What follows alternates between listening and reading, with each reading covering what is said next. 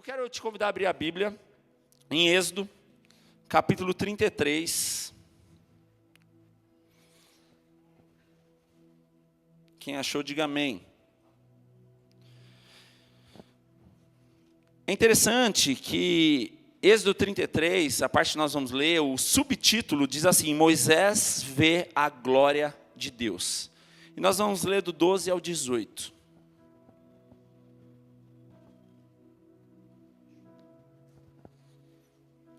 Amém, irmãos? Me ajuda aí, participa aí, dá um amém, um glória a Deus, não me deixa sozinho, amém? Glória a Deus. Quem achou, diga amém. Êxodo 33, do 12 ao 18, diz assim: Então, Moisés disse ao Senhor: Tu me ordenaste, leve este povo, mas não disseste quem enviarias comigo. Moisés dizendo assim: o Senhor disse isso. Declarastes: eu o conheço pelo nome e me agrado de você. Moisés tem convicção, falou: Deus, o Senhor disse isso sobre nós, sobre a minha pessoa. Então ele diz assim: se é verdade que te agradas de mim, permita-me conhecer teus caminhos para que eu te conheça melhor e continue a contar com teu favor. E lembra-te de que essa nação é o teu povo. Mais ou menos um parênteses aberto aqui, às vezes a gente querendo ensinar alguma coisa para Deus, né? Lembra que essa nação é seu povo. E o Senhor respondeu: acompanharei você pessoalmente e lhe darei descanso. Então Moisés, versículo 15, então Moisés disse: se não nos acompanhares pessoalmente, não nos faça sair deste lugar. Em outras versões assim: se o Senhor não for comigo, eu não irei. E se não nos acompanhares, como os outros saberão que nós somos teu povo e que contamos com teu favor? Pois é a tua presença em nosso meio que nos diferencia, nos distingue, teu povo e eu, de todos os outros povos da terra. E o Senhor respondeu a Moisés: certamente farei o que me pede, pois me agrado de você e o conheço pelo nome. E versículo 18 diz: Moisés disse: então, Senhor, peço que nos mostre a sua glória. Feche seus olhos por um instante. Senhor, nós não queremos apenas ler uma passagem bíblica e sair da mesma maneira, mas nós queremos ter sensibilidade, Jesus, para ouvir a sua voz, para que nós possamos ser impactados pela tua presença, para que nós possamos sair daqui diferentes como nós entramos. Nós não queremos frequentar um culto domingo após domingo apenas por um estilo de vida ou por uma religião ou só para se sentir bem, mas não. Nós queremos ter uma experiência com o Senhor. Essa é a nossa oração nessa manhã, Jesus. Nos ensina, Senhor, a ter uma experiência com o Senhor. Nos ensina a depender do Senhor. Nós queremos ser como Moisés, Senhor, que diante da tua glória, ele pede para ver a glória do Senhor. Ele poderia ter pedido tantas outras coisas, mas o resultado, o propósito é ver a tua glória, ver a tua presença. Por isso, Senhor, nós te damos liberdade nessa manhã. Fala conosco, que nós possamos aprender a ouvir o Senhor, que nós possamos depender totalmente do Senhor, Jesus, e nós te damos liberdade em nome de Jesus. Irmãos, esse texto é muito rico, eu poderia compartilhar uns 10 tópicos desse texto. Mas eu estava lendo e orando, eu separei apenas 3. Mas é interessante que nós vemos, antes desses 3 pontos que eu vou falar aqui, nós vemos que Moisés, ele tinha convicção de quem era Deus. Ele mesmo afirma as palavras que o Senhor afirmou. Moisés mesmo está dizendo assim: tu declarastes que nós somos o teu povo. O Senhor disse que nos conhece e agrada do nosso nome. Então Moisés, ele tinha uma experiência, ele tinha um encontro com o Senhor. Mas há momentos que muitas vezes há questionamentos e dúvidas que ele mesmo está aqui perguntando ou até querendo ensinar a Deus, como diz, porque o Senhor mesmo disse que nós somos o teu povo. A gente quer afirmar as coisas. Sabe, irmãos, ter intimidade com Deus é nós estarmos diante do Senhor ouvindo, mas falando também, muitas vezes chorando, mas muitas vezes agradecendo também, e tantas outras coisas, como foi falado semana passada. Quanto mais intimidade, menos formalidade. Sabe, irmão, se nós começamos a ter uma experiência com Deus e queremos, Senhor, na tua presença, peço permissão. Às vezes a gente quer ser muito formal na presença de Deus. Se a gente está sendo formal demais, está faltando intimidade. Quanto mais formalidade, menos intimidade. Aqui nós vemos que às vezes até uma forma parece íntima demais ou até desrespeitosa talvez, mas nós vemos que havia uma intimidade, é por isso essa fala. Para quem não é íntimo parece ruim, mas para quem é íntimo está dentro. E nós vemos aqui que Moisés, em momentos de fraqueza, ele está conversando e muitas vezes até questionando a Deus. Mas não com desrespeito, mas sim como uma forma de dependência. Falar, mas eu estou com medo, eu tenho dúvida. O Senhor está comigo mesmo? O Senhor disse isso, mas parece algumas vezes que não está acontecendo aquilo que o Senhor falou. E nós somos humanos, irmãos. E muitas vezes dessa mesma maneira nós agimos. E muitas vezes há crises por isso. Mas a grande questão é o quanto que nós estamos dependendo do Senhor e quando nós estamos decididos a caminhar com o Senhor, custe o que custar. E diante desse texto eu quero falar 3 pontos. O primeiro dele é, se o Senhor não estiver conosco, irmãos, não faz sentido a gente continuar. O versículo 15, Moisés diz assim, se o Senhor não nos acompanhar, então não faça a gente sair desse lugar. Em outras versões diz, se o Senhor não estiver conosco, nós não iremos. Irmãos, aqui nós aprendemos uma lição. Quantas coisas nós estamos fazendo porque a gente gosta? Quantas coisas nós estamos fazendo porque a gente se sente bem? Quantas coisas nós estamos fazendo porque eu achei? A gente precisa parar e orar. Falar, Deus, será que o que eu estou fazendo é a tua vontade? Porque há um momento chave na oração, na conversa de Moisés com Deus, Deus, se for para fazer por fazer, se virar um ativismo, somente estar indo por ir, somente orar por orar, somente pregar por pregar, não quero mais. Aqui há um momento de sensibilidade, irmãos, e não só na vida espiritual. Será que existem coisas no nosso trabalho, na nossa família, no nosso casamento, que a gente ligou o piloto automático, a gente só está fazendo, mas a gente parou de perguntar se o Senhor está conosco? Sabe, irmãos, tudo aquilo que se torna fardo pesado demais, é porque em algum momento a gente deixou Deus de lado. Porque a Bíblia diz que o Senhor diz que o fardo dele é leve, suave. O jugo do Senhor é suave.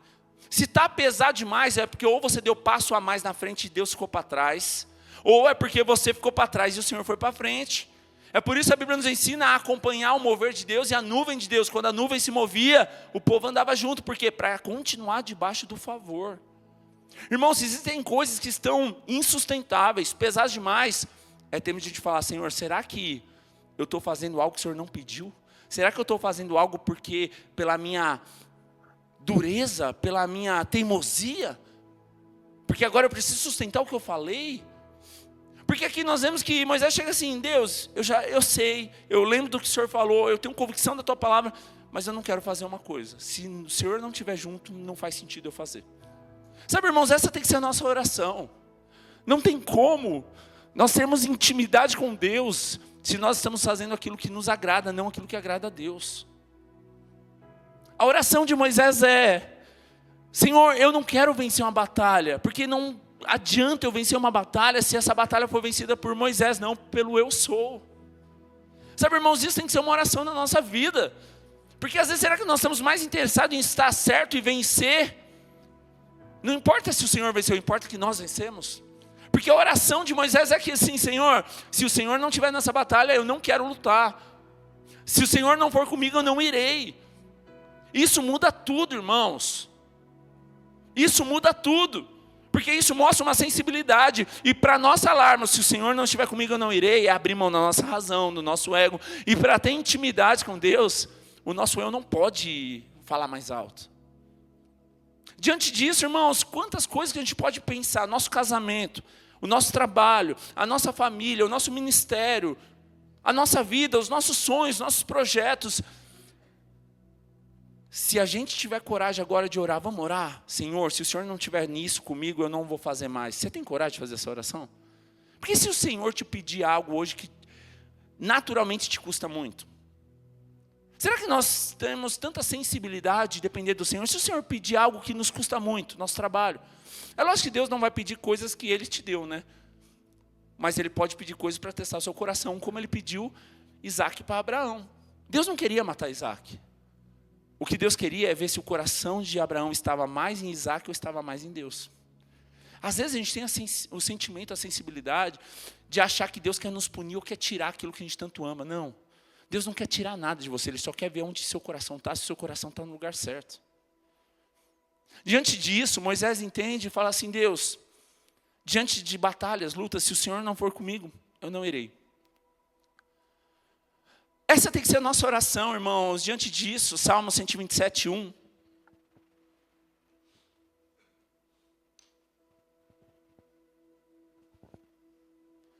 Salmo 127, 1 diz assim: se o Senhor não constrói a casa, o trabalho dos construtores é em vão. E se o Senhor não protege a cidade, de nada adianta guardá-las com sentinelas. Projeta aí para mim, por favor, para os irmãos ver que eu não estou mentindo. Salmo 127, 1.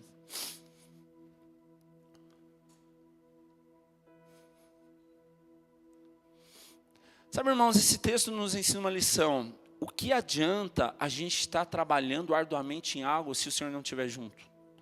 O que Moisés entende aqui em Êxodo, quando ele diz: se o Senhor não estiver comigo, eu não irei, é que ele reconhece que se não tiver a presença de Deus, perde todo o propósito da caminhada. Se não tiver a presença de Deus, qualquer vitória se torna inútil ou sem significado algum. E quando o salmista diz aqui: se o Senhor não constrói a casa, o trabalho do construtor é em vão, isso nos faz pensar um pouquinho: será que nós estamos cansados trabalhando demais em coisa que o Senhor nunca pediu para a gente fazer? Porque a gente se tornou como um troféu vencer aquela batalha que o Senhor nunca pediu para a gente vencer aquela batalha. Existem batalhas que, se a gente quer expressar a glória de Deus, a gente precisa aprender a perder. A gente acha que Deus é só o Deus que dá vitória. Não, mas Deus muitas vezes vai nos dar vitória na renúncia, na entrega, na perda. A gente acha que servir a Deus é só vencer, é só vitória, é só vitória. Não. Servir a Deus é muitas vezes expressar a vitória na renúncia, na perda. Não adianta nada a gente estar construindo algo se o Senhor não estiver construindo. Não adianta nada a gente estar forçando a barra se o Senhor não está junto. João capítulo 15, versículo 5.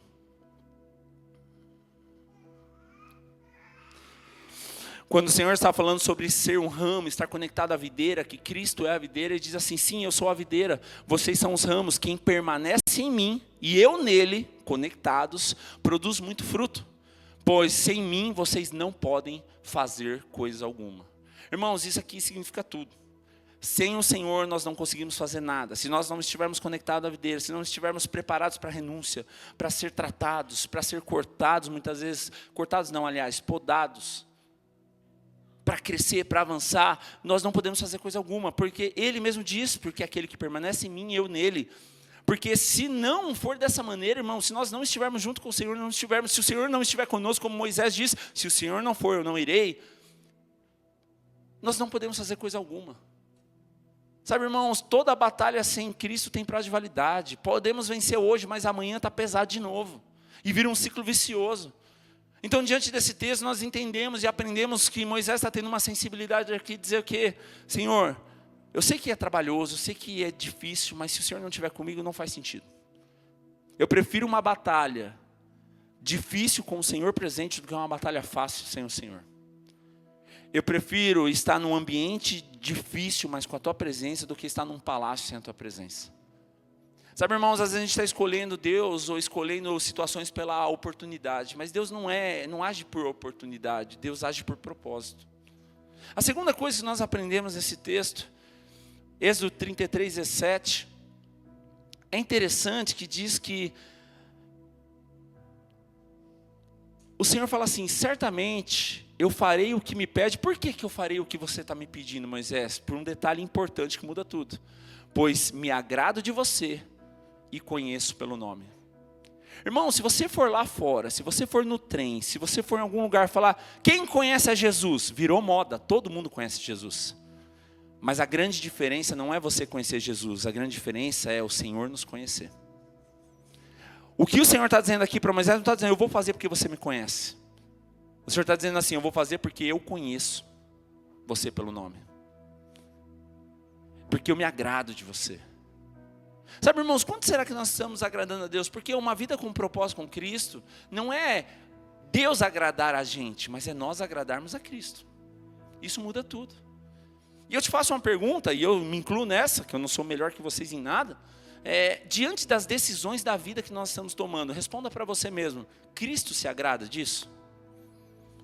Porque o propósito se cumpre aqui de Deus ir com Moisés e de mostrar a glória, que nós vamos terminar falando sobre isso, porque Deus se agradava de Moisés. A grande pergunta que eu faço é: o Senhor se agrada de nós? O Senhor nos conhece pelo nome? Porque, irmãos, às vezes a gente bate no peito e fala: eu conheço a Deus. Mas, irmãos, o que nos faz entrar no céu não é conhecer a Deus. O que nos faz entrar no céu é: pode entrar que eu conheço você. Como diz: aparta de mim, pois não vos conheço. Não é sobre nós o quanto que nós conhecemos a Cristo, mas é quanto Cristo nos conhece. Sabe, não é apenas ser conhecido, irmãos. Não é apenas Deus ser conhecido por Moisés, mas sabe, Moisés realmente ser conhecido por Deus. Isso muda tudo. Mateus 7:23, o Senhor diz assim: eu não, porém, responderei. Mateus 7:23. E ele diz assim: nunca os conheci. Afasta-se de mim, vocês que desobedecem à lei. Irmãos, o que nos faz ser conhecido pelo Senhor? Olha para o seu irmão e diz assim: obediência.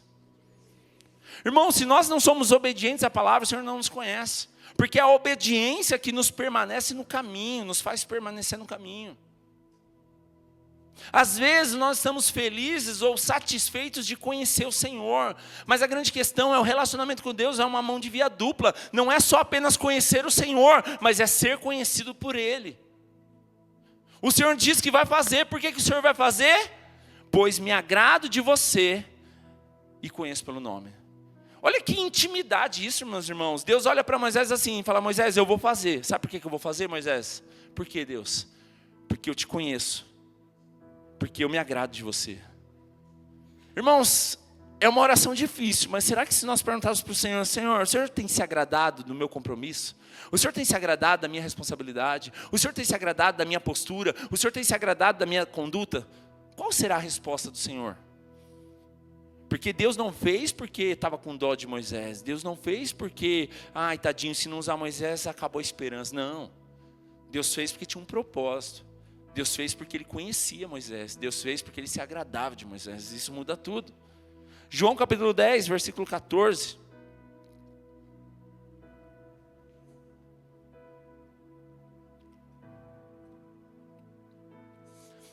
Jesus diz: eu sou o bom pastor, conheço minhas ovelhas e elas me conhecem.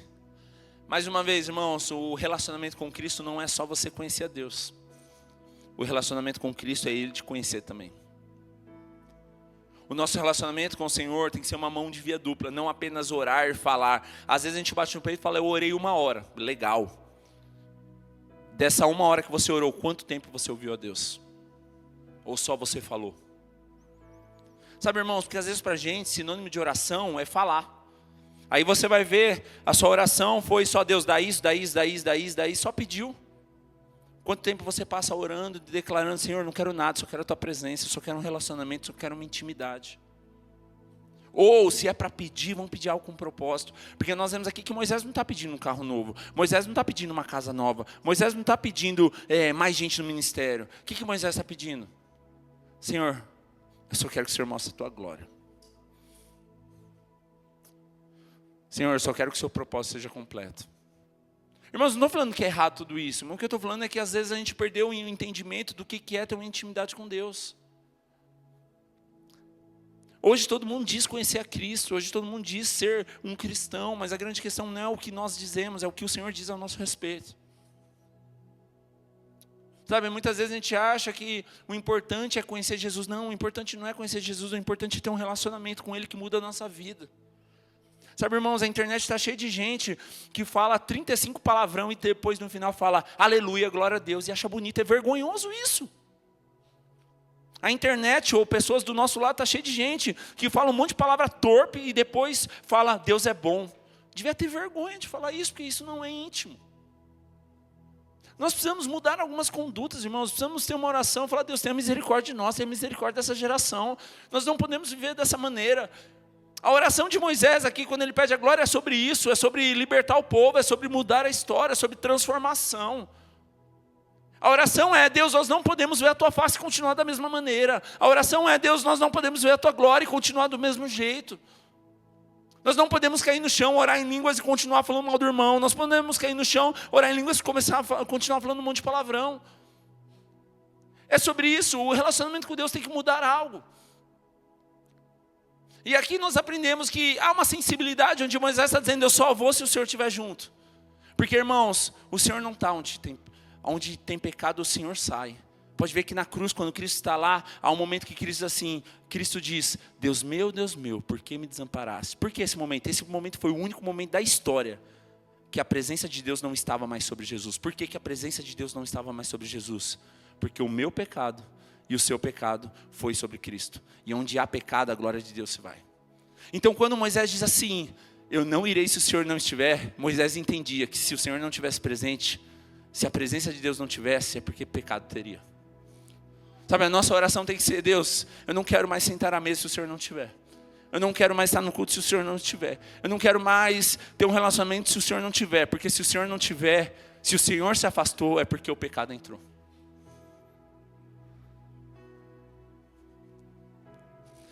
E por último, versículo 18. Depois que o Senhor diz assim: eu farei porque eu me agrado de você e eu conheço você pelo nome, eu vou fazer o que você me pede, Moisés. Então Moisés fala: uau, agora é a minha oportunidade, né, de pedir algo. E o que Moisés pede? Tá bom, Senhor, já que o Senhor vai fazer o que eu estou pedindo, então eu te peço que me mostra a tua glória, me mostra a tua presença, me mostra a tua presença gloriosa, como diz a versão NVT. Sabe, irmãos, o que nós estamos pedindo para Deus diante das oportunidades da vida?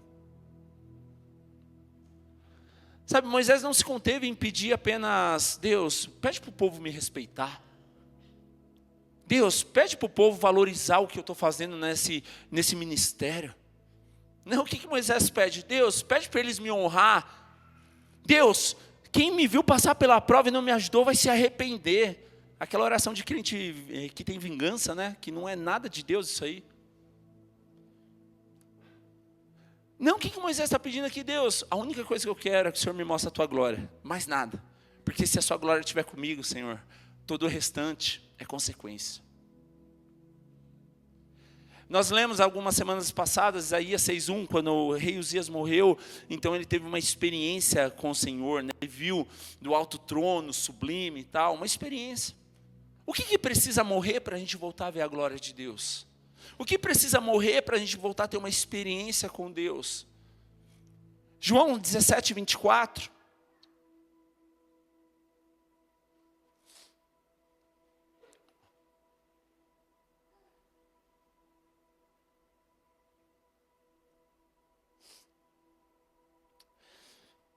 Pai, quero que os que me deste estejam comigo onde estou.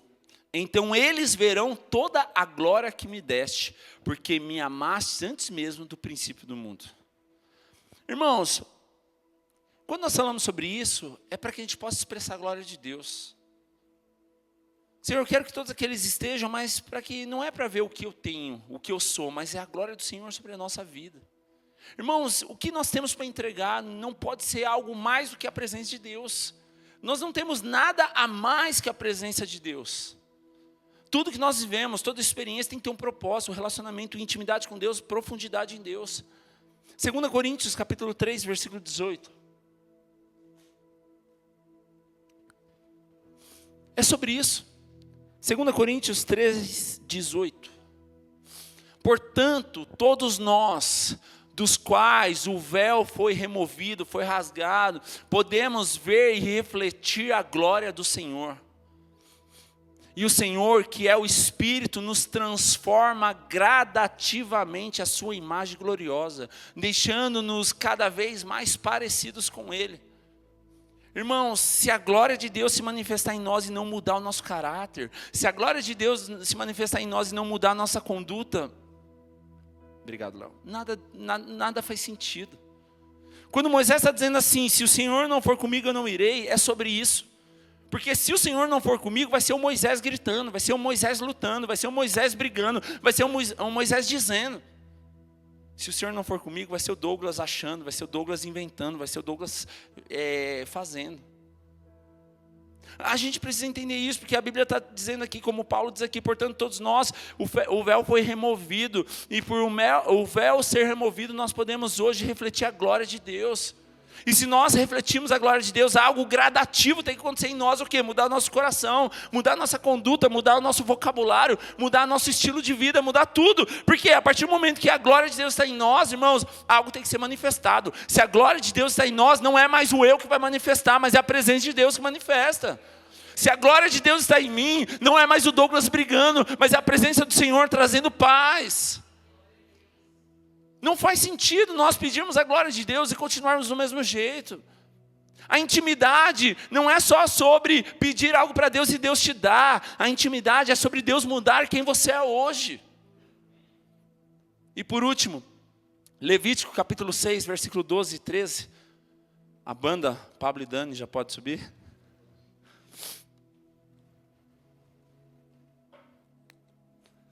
À medida que você achar, Levítico 6, 12. Diga amém.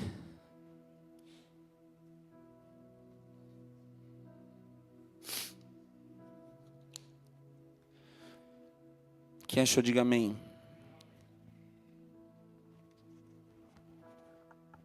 Aqui fala sobre o altar, sobre o fogo, a presença no altar. Versículo 6, capítulo 6, versículo 12. Diz assim: enquanto isso, o fogo do altar será mantido aceso e nunca deverá se apagar. A cada manhã o sacerdote acrescentará mais lenha ao fogo e arrumará sobre ele o holocausto e queimará nele a gordura das ofertas de paz. Lembre-se, versículo 13, de que o fogo deverá ser mantido aceso no altar o tempo todo, nunca deverá se apagar. Irmãos, esse texto fala sobre a instrução do fogo no altar, de queimar as ofertas. É interessante esse texto que nos ensina algumas lições aqui. A primeira e bem enfática é que o altar deveria ser mantido aceso, não poderia se apagar.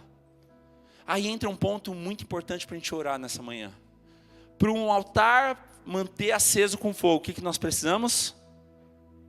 Lenha. E para colocar lenha, precisamos do quê? De um sacerdote.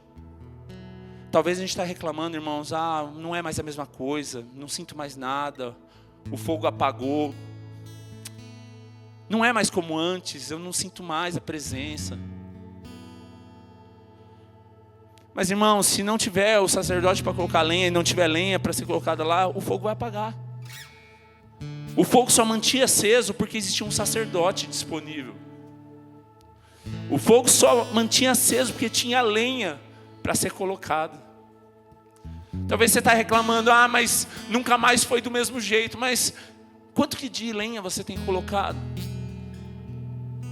Sabe como que nós temos sido um sacerdote nessa geração, onde mesmo diante da dificuldade, nós permanecemos colocando fogo, aliás, colocando lenha para que o fogo permaneça. Sabe, irmãos, hoje como sacerdote, que tipo de lenha nós estamos colocando? O sacerdote hoje representa nós, irmãos. Estar disponível para trabalhar, para lutar, para servir, para se entregar. Mas está difícil. Mas mesmo assim, se eu não pegar a lenha, vai apagar o fogo. A lenha fala da nossa motivação. Que tipo de lenha nós estamos colocando? Porque a lenha fala sobre o nosso coração. E Provérbios 4:23 diz, onde estiver o seu coração, né? Fala sobre dele, procede fonte de vida, aliás, né? Guarda o seu coração. Irmãos, nós somos o sacerdote, onde nós devemos manter o fogo aceso. Mas que tipo de lenha nós estamos colocando sobre o fogo, sobre o altar, aliás? Porque, irmãos, existem tipos de lenha que apagam o fogo. E talvez você entrou aqui hoje, existem coisas que estão apagando o seu fogo. Por quê? Porque você está desmotivado, ou você está ouvindo o que não deve, ou você está se alimentando o que não te satisfaz.